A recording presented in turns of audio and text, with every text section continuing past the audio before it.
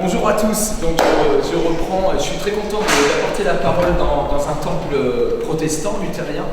C'est un honneur pour moi parce que bien c'est l'histoire de France qui est là, c'est toute une mémoire, amen. Et puis on sait que notre président Nicolas Sarkozy a été dans les Cévennes et puis a fait tout un discours sur la force qui a animé le protestantisme français, il me semble que c'est au XVIe siècle, et qui a résisté pour sa liberté. Mais il a manqué quelque chose à ce discours, si je peux me permettre de reprendre un peu le discours du président de la République française. Il a manqué que l'on souligne quelle était la source de cette force. Et la source de cette force, c'était une foi infaillible en la parole de Dieu. Une foi infaillible dans le Christ qui est vraiment mort sur la croix pour nos péchés, puis en plus de ça, il est vraiment ressuscité. C'est pour ça qu'il y a des femmes qui ont accepté d'être enfermées dans une prison et qui, avec leurs ongles, ont gravé le mot « résister ». Et vous savez, j'ai visité le musée du désert et je suis ressorti un peu triste de cet endroit-là.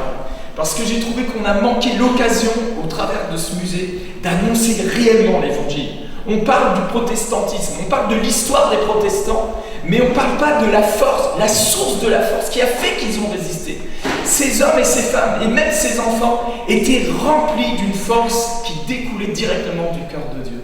Ils avaient une foi infaillible en la parole de Dieu parce qu'ils vivaient Christ ressuscité. Alors je suis très étonné que le Seigneur me place dans un endroit comme ça ce matin. Je parcours le monde entier, je vais dans toutes sortes d'endroits. Des fois je suis chez les catholiques, des fois chez les protestants, des fois chez les musulmans.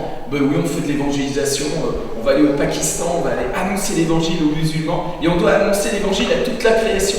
C'est Jésus qui l'a dit. Et en fait j'arrive ici et je découvre que le message que l'Église protestante a, le mot d'ordre ce matin, c'est le voici avec sa puissance. Amen. Où est ton document là? Il est où là? J'aimerais reprendre ce passage. Où est ton petit document? Dégagez le chemin du Seigneur, voici le Seigneur Dieu, il arrive plein de force. Ésaïe au chapitre 40, verset 3 au verset 10. Apparemment, donc il doit y avoir un raccourci du texte. Et j'aimerais dégager le chemin du Seigneur ce matin. J'aimerais faire quelque chose qui correspond à ce qui est écrit dans la parole de Dieu ce matin, si vous le permettez. J'aimerais dégager le chemin du Seigneur et puis vous annoncer qu'il vient, et il vient vraiment. Et puis il vient non pas seulement sous une forme de doctrine ou d'une parole, mais avec puissance. Et alors, le passage qui a été lu ce matin, il est extraordinaire. Alléluia. J'aimerais reprendre quand même ce passage des Écritures et puis on va prier dessus et puis je voudrais vous partager la pensée que j'ai dans mon cœur et je pense que cette pensée, elle vient vraiment de Dieu parce qu'elle s'inspire des Écritures. Amen. Vous êtes là pour croire en la parole de Dieu ce matin? Quelle parole allez-vous croire? Et dans Matthieu, au chapitre 11, là, Martin nous a lu un passage et c'est Jean qui est en prison. Et puis il s'interroge sur Jésus et puis il se dit puis il envoie ses disciples là, il dit mais est-ce qu'on doit en attendre un autre? Et la réponse de Jésus est tout à fait étonnante. Il aurait pu lui dire non, il n'y aura pas d'autres Messie, c'est moi le Messie, voilà, il a confiance. Non, il va lui renvoyer une réponse qui est basée sur les œuvres du Christ. Quelles sont les œuvres du Christ? Je vais les lire. Jésus leur répondit, allez, rapportez à Jean ce que vous entendez et que vous voyez. Les aveugles voient, les boiteux marchent, les lépreux sont purifiés, les sourds entendent, les morts ressuscitent et la bonne nouvelle est annoncée aux pauvres. Je comprends qu'on n'ait pas envie de prêcher sur un passage comme ça quand on n'y croit pas. On va plutôt prêcher sur la communion fraternelle, faire du bien autour de nous. Mais le coup des aveugles guéris, là ça passe pas. Vous êtes avec moi? Il y a peut-être quelqu'un ici qui a du mal à avaler le fait que des aveugles puissent être guéris. Peut-être, oui, il y a 2000 ans, Jésus a guéri quelqu'un qui était aveugle. Oui, peut-être. Oh, c'est peut-être un symbole, une image. Est-ce que vous pensez comme ça? Si vous pensez comme ça, vous êtes les plus malheureux chrétiens de la terre. J'ose vous le dire ce matin. Si vous pensez que cette écriture n'est juste qu'un conte, une symbolique, vous êtes les plus malheureux de la terre. Mais j'ai une bonne nouvelle pour vous ce matin. Je voudrais dégager le chemin du Seigneur. La Bible dit dans l'Épître aux Hébreux, au chapitre 13, au verset 8, Jésus-Christ est le même hier, aujourd'hui et éternellement. Et vous savez, être chrétien, c'est croire dans la parole de Dieu, c'est croire en Jésus-Christ qui est le Verbe de Dieu qui s'est fait chair. C'est croire dans ce livre-là. Les protestants là, du XVIe siècle, ils ont donné leur vie par amour pour ce livre. Dieu a mis dans la tête d'un Gutenberg d'inventer l'imprimerie pour qu'on puisse avoir la Bible dans les mains. C'est pas pour qu'on ait une belle Bible pour décorer notre église ou notre salon. C'est pour qu'on ait la parole vivante dans notre vie et qu'on vive l'expérience même de la résurrection de Jésus. Et quand vous lisez la parole de Dieu avec vos deux yeux en face des trous, on voit que Jésus est venu en faisant des œuvres. Les œuvres, je viens de vous les lire. Mais Jésus lui-même dit, dans Jean, au chapitre 14, que ceux qui croiront en lui feront les mêmes choses que lui. Et même des plus grandes encore parce qu'il s'en va au Père. Et je vous pose une question. Est-ce qu'en 2000 ans, le programme a changé? Est-ce que vous pensez que Jésus a changé? La Bible nous le dit, qu'il n'a pas changé. Il est le même hier, aujourd'hui, éternellement. Frères et sœurs, j'ai un problème avec mon église. Parce que moi aussi, je suis protestant. Je suis un évangélique, mais je suis protestant. J'ai un problème avec l'église, parce que je vois que l'église, partout dans le monde entier, dans beaucoup d'endroits, on n'y croit plus. On ne croit pas que nous sommes censés faire les mêmes œuvres que lui. Alors, ok, on prêche la bonne nouvelle aux pauvres, on donne à manger aux pauvres, ça c'est formidable. Et la seule religion qui plaît au Père, nous dit la Bible, c'est de venir au secours des veuves et des orphelins et de se garder de toute souillure du monde. Ça, c'est la vérité. Mais j'ai quand même un problème maintenant, parce que je viens de lire dans la Bible que Jésus faisait des œuvres extraordinaires et que celui qui croit en Dieu, qui croit en lui, en Jésus, fait les mêmes choses que lui et des plus grandes encore. Alors j'aimerais maintenant rebondir sur un autre passage des Écritures, c'est dans les Actes. Parce que moi, vous savez, les paroles, c'est comme la chanson. Les paroles, les paroles, les paroles, les paroles, les paroles, les paroles. C'est comme ça, c'est les paroles. Vous savez, pourquoi les gens ne viennent pas ici? Pourquoi les gens ne viennent pas dans nos églises? Je vous titille un petit peu là. Pourquoi les gens ne viennent pas à l'église? Parce que c'est que du blabla.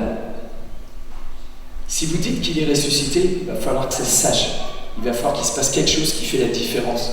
Parce que si on n'est pas plus que des bouddhistes, pourquoi pas être bouddhiste? C'est bien le bouddhisme. On vous enseigne aussi une philosophie positive à l'égard de l'homme, etc. C'est même plus positif que le christianisme, à bien des égards. Alors beaucoup de gens deviennent bouddhistes. Pourquoi? Parce qu'on a perdu la puissance de notre piété.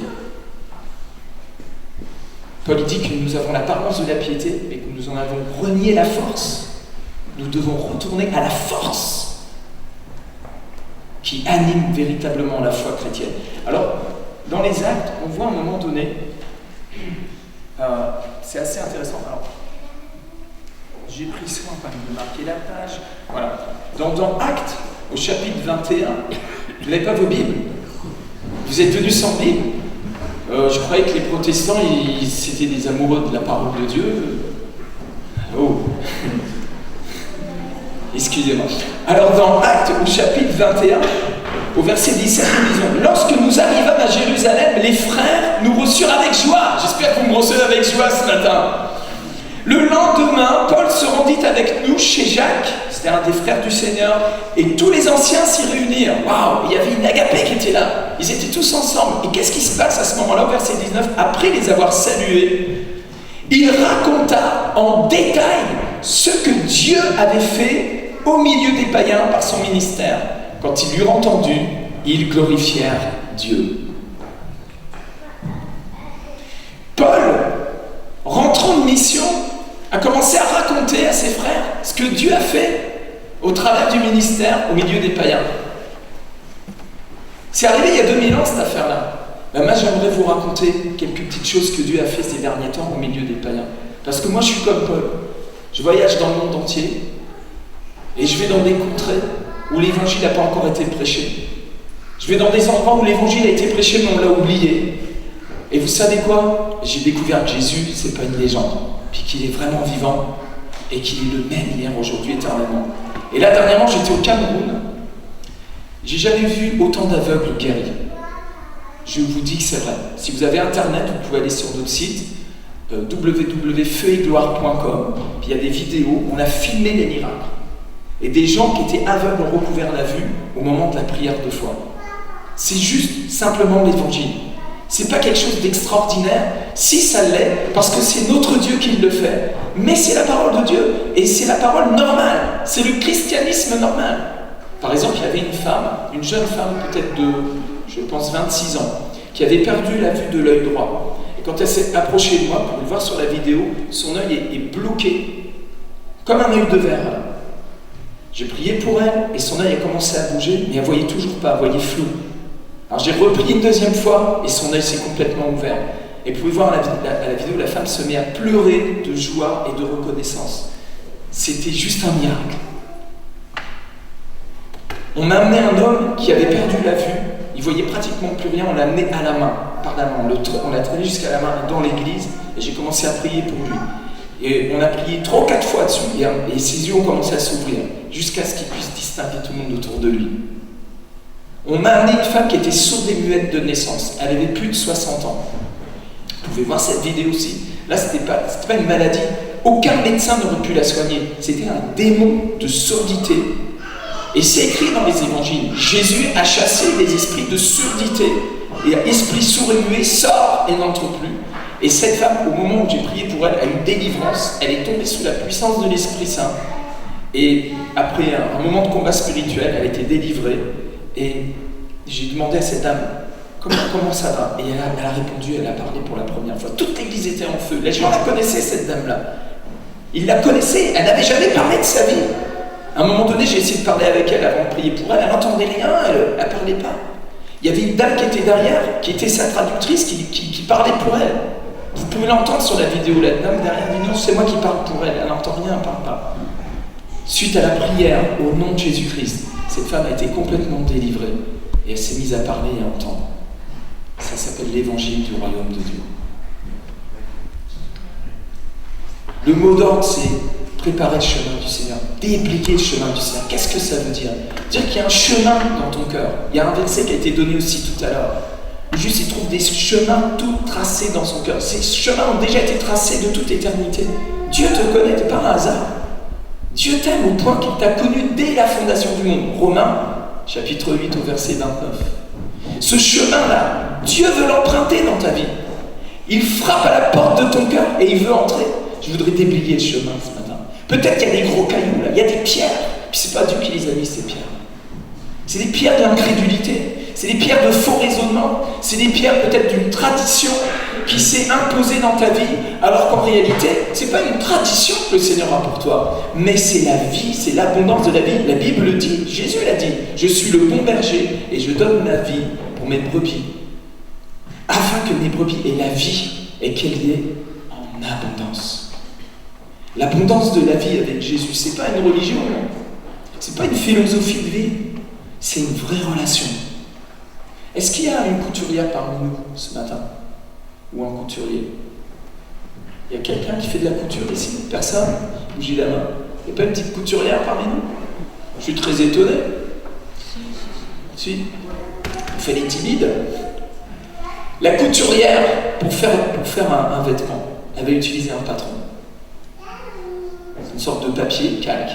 On a dessiné d'abord le vêtement, et puis on va découper le tissu sur la base du patron. Ouais. Là, je vais vous dire une chose, le patron de votre vie spirituelle, c'est la parole de Dieu. Ce n'est pas votre interprétation des Écritures, mais c'est ce que les Écritures disent. Et nous avons le choix de lire peut-être la moitié de la Bible, ou de tout prendre, tout le message complet. Vous avez entendu peut-être parler du plein évangile. Il y a l'évangile, le plein évangile. Mais le plein évangile, moi je pense qu'il n'existe pas. Soit vous avez reçu l'évangile du royaume, soit vous avez reçu une idée de ce royaume. Vous savez, j'ai sorti cette blague hier après-midi, c'est à propos des petits cochonnets. Il y a beaucoup de chrétiens, c'est des petits cochonnets, comme ça. C'est quoi les petits cochonnets? C'est comme les enfants. ils arrivent devant la vitrine de la pâtisserie, et puis derrière la vitrine, il y a des gâteaux, il y a des tartes, il y a des bonbons, et puis au lieu de rentrer à l'intérieur, là, et puis de se servir, ils se collent sur la vitrine, et puis il y a plein de chrétiens qui sont comme ça devant Dieu. Arrête de coller ton nez sur la vitrine, mais rentre à l'intérieur, parce qu'en réalité, le pâtissier, le boulanger, c'est ton Père Céleste.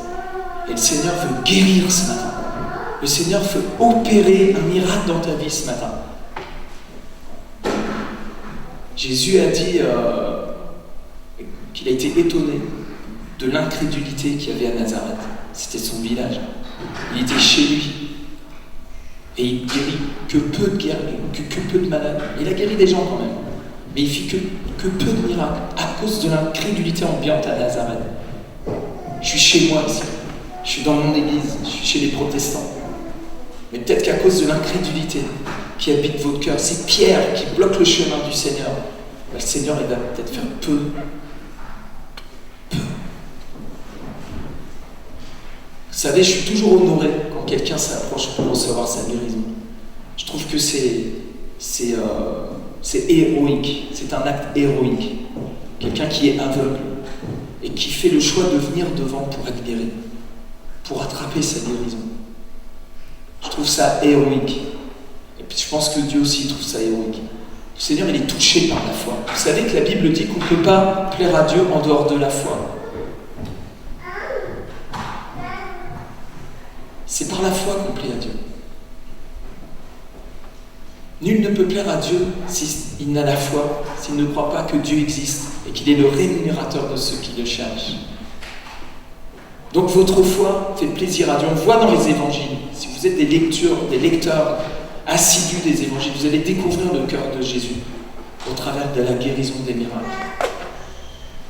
Et quand quelqu'un avait une vraie foi, eh bien il honorait la personne. Il dit plusieurs fois, je n'ai pas vu une foi aussi grande en Israël. Et parfois c'était des païens, c'était des gens qui ne connaissaient même pas les Écritures, mais qui manifestaient une foi qui faisait vibrer le cœur de Dieu. J'aimerais vous aider, frères et sœurs. Peut-être que vous avez eu une marche jusqu'à présent qui a été comme un peu les esclaves à Babylone, les Juifs esclaves à Babylone, et qui ne goûtaient pas aux promesses, qui saluent les promesses de loin. Et ce matin, vous avez l'occasion de goûter à la promesse, de donner votre vie complètement à Jésus. Peut-être qu'il y a quelqu'un qui n'a pas donné sa vie à Jésus. J'ai eu le cas, par exemple, je vais vous donner cet exemple que j'ai donné hier soir. J'ai eu le cas d'une femme qui perdait la vue. C'était une protestante. Cette femme était protestante de l'église réformée. Elle avait été baptisée dans son enfance. Et toute sa vie, elle a grandi, fidèle à sa religion, mais elle ne connaissait pas Jésus. Elle ne l'avait jamais rencontré. Et son frère me l'a amenée, elle est venue dans notre assemblée.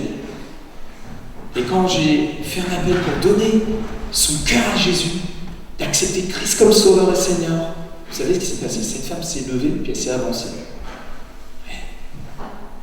40 ans de religion, peut-être 50 ans, 60 ans.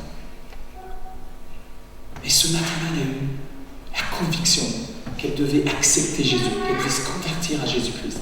Puis elle s'est avancée, elle a donné son cœur au Seigneur, elle a été touchée. Une joie est venue en elle. Elle est née de nouveau, elle est née d'en haut. Et puis à la fin du culte, son frère m'a récupéré, il m'a dit: j'aimerais que tu pries pour ma soeur, parce qu'elle est en train de perdre la vue. Elle avait un glaucome, il y avait eu des opérations, ça n'avait pas fonctionné. Je me suis assis à côté d'elle, j'ai dit: enlevez vos lunettes. J'ai posé mes mains sur ses yeux, j'ai fait une courte prière au nom de Jésus, et pouf, ses yeux se sont ouverts. Elle n'en croyait même pas ses yeux. Elle tapait son frère du coude: ah, je vois. Amen. Je ne pense pas que je sois venu pour rien ce matin.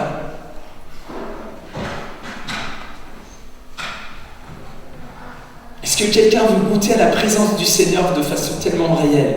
Est-ce que vous préférez saluer votre bénédiction de loin, ou est-ce que vous voulez vous en nourrir? La Bible te pose une question ce matin. As-tu goûté à la bonté de Dieu? Avez-vous goûté à la bonté de Dieu? Vous savez, c'est très étrange, mais il semblerait que notre héritage protestant s'est enfermé dans la doctrine. on a eu la grâce d'une réforme de la doctrine. On est retourné à la saine doctrine, le salut par la foi, et non par les œuvres. Et c'est merveilleux, gloire à Dieu. Et puis, on a rejeté aussi le bébé avec l'eau sale. Parce que dans l'Église catholique, il y a des qualités qui viennent de Dieu, il y a des trésors qui viennent du Seigneur. Il y a une façon de croire en Dieu aussi dans l'Église catholique, qui vient de Dieu. Vous êtes avec moi? Et parmi ces choses, eh bien, il y a la foi dans les miracles. Dieu est un Dieu de miracles. Et les protestants, on a jeté le bébé avec l'eau sale un peu. Et on s'est enfermé dans la doctrine. Et dès qu'on sort d'un discours doctrinal ou d'un discours humaniste, eh ben, on rejette. C'est bien dommage. Parce que le discours biblique, ce que je viens de dire ce matin, on vient de le lire ensemble, à moins qu'on veuille le lire juste religieusement, on célèbre l'évangile qui a été prêché il y a 2000 ans, on ne le vit pas aujourd'hui, puis on continue, on met des guirlandes, ça fera plus joli. Ou alors ce qu'on a lu ce matin, on va l'expérimenter, on va vraiment le vivre. Est-ce que quelqu'un veut le vivre ce matin? Levez la main. Je veux voir. Il y a quelques mains qui se lèvent.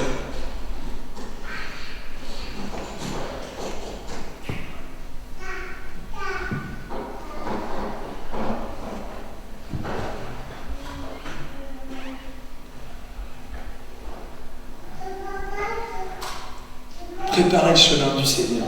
Ôtez les pierres. Il est vraiment vivant et il vient vraiment avec puissance. Vous pouvez conforter en vous-même, vous pouvez rester dans votre position, vous dire non, mais moi je ne vais pas changer. J'ai entendu ce discours, mais il ne m'intéresse pas. Cause toujours tu m'intéresses. Vous pouvez être comme ça. Mais je vais vous dire une chose. Si vous reprenez les textes qui sont lus ce matin, avec les yeux en face des trous, je vous donne un élément de réflexion sur vous-même. Soyez juste honnête, intellectuellement. Reprenez le texte et posez-vous la question, est-ce que cet évangile-là fonctionne dans ma vie ou pas? Est-ce que vraiment le Jésus de la Bible est dans ma vie aujourd'hui? Est-ce que le Jésus de la Bible est vraiment dans ma vie aujourd'hui?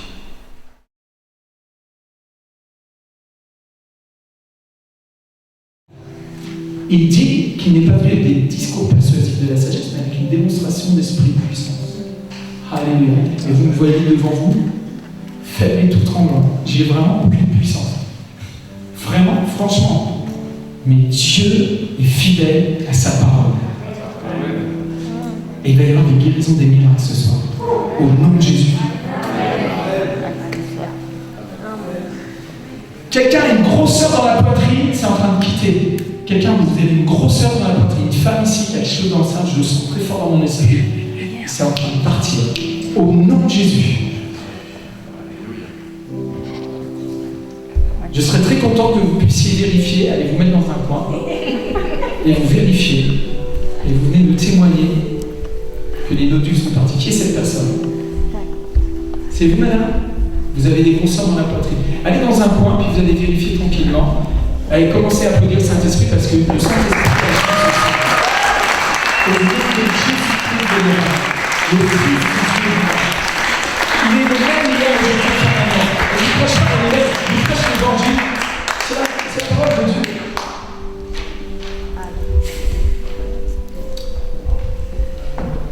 C'est parti?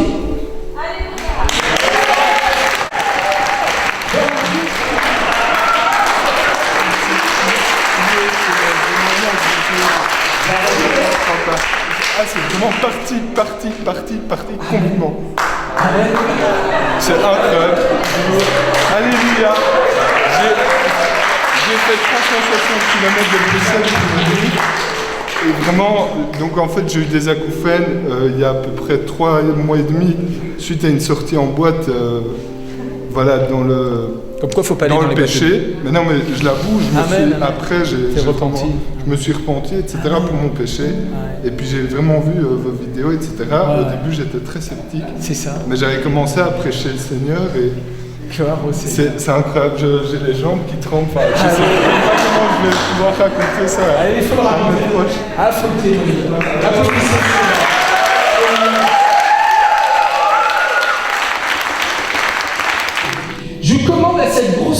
qui est entré là, de sortir maintenant. Quitte!